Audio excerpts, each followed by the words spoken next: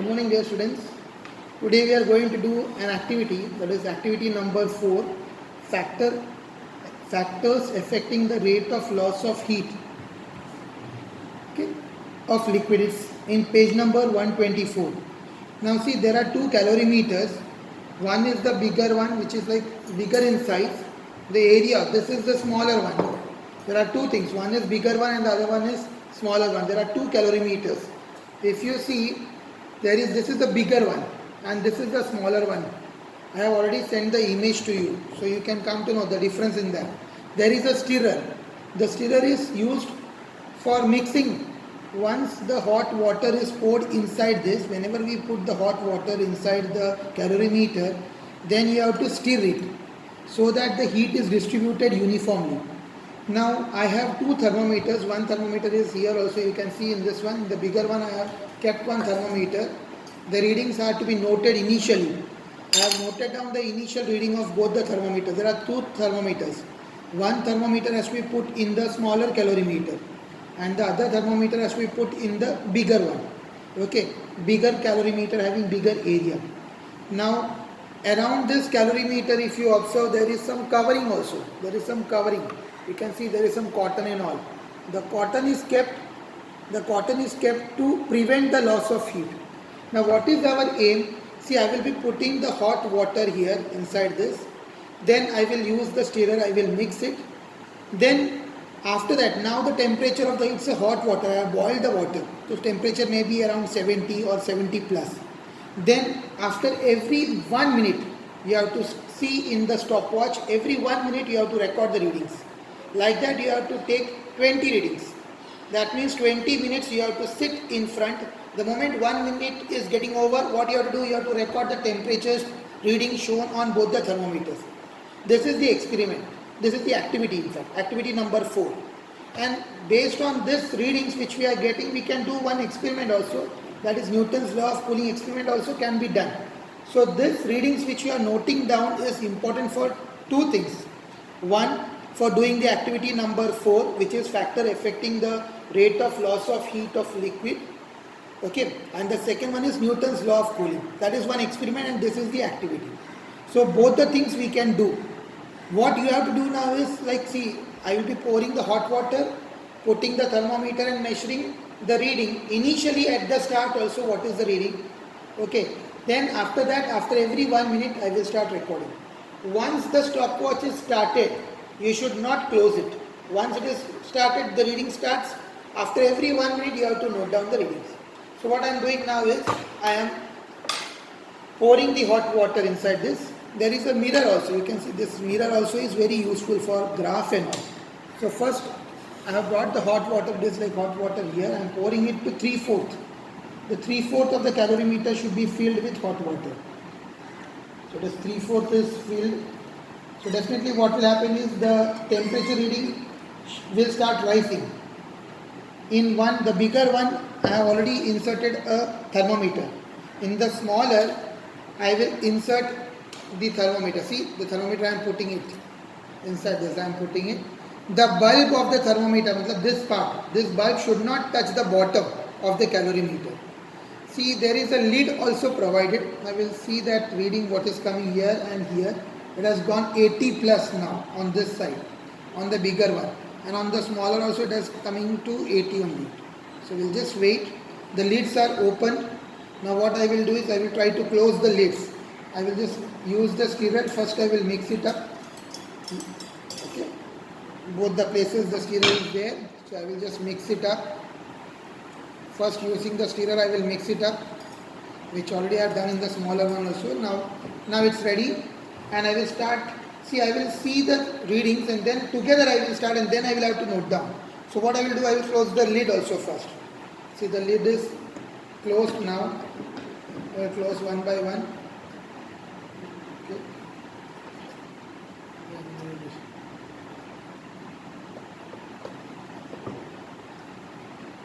Just 1 second.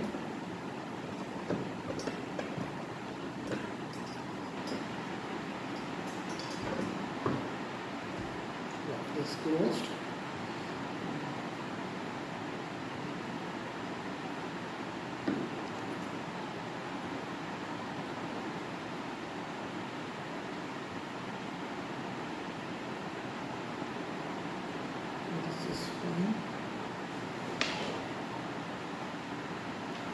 dipping. This also lid I will close it. This is smaller calorimeter. Let's raise the thermometer once again, put it and put it back inside. So now I will have to record. See, now what is going to happen as the time increases, what should happen? The temperature should fall. Definitely the cooling will take place and I will have to just record the readings.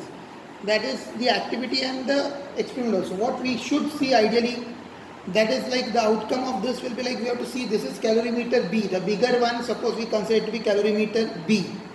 And the smaller, the calorimeter with smaller area, that is considered to be calorimeter A, and the other one, bigger one, is considered to be calorimeter B. So now I can see the readings, and on one it is 80, somewhere on 80, the other also it is close to 80 only. So now see, the fall in temperature will be initially fast.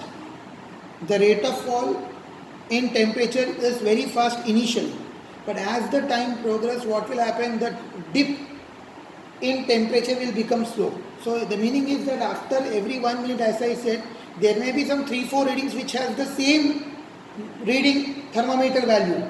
The temperature reading recorded may be the same. For one particular, suppose a bigger, larger one, the temperature recorded may be the same. So that can also happen because it is like initially the temperature fall will be like a little bit faster. But as soon as it approaches closer to the room temperature, the room temperature which I had recorded initially was it is 30. Okay, so your room temperature is 30 degrees Celsius, which we marked as theta naught.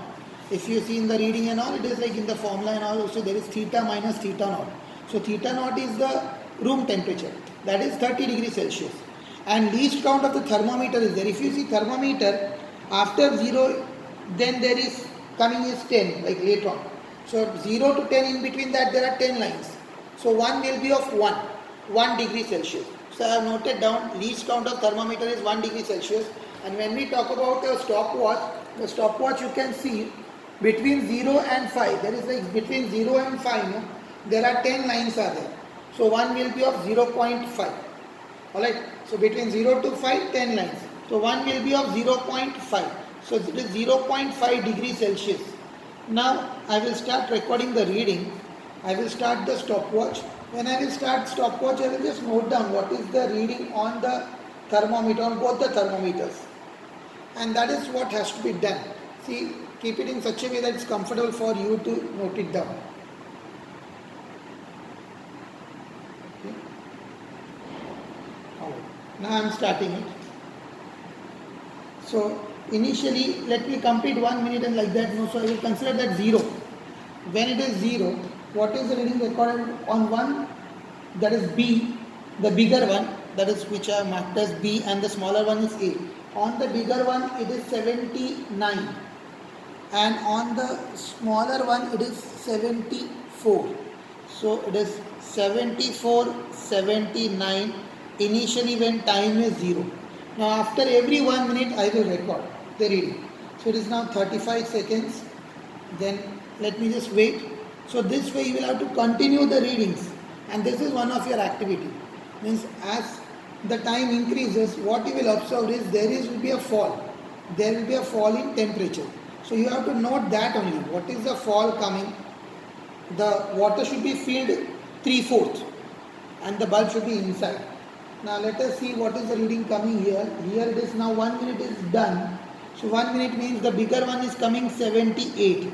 So initially it was 79, now it is 78. And on the smaller one it is coming 74. So same, 74 only, it is remaining the same, 74 it is. This is after 1 minute. So like this, we will have to wait.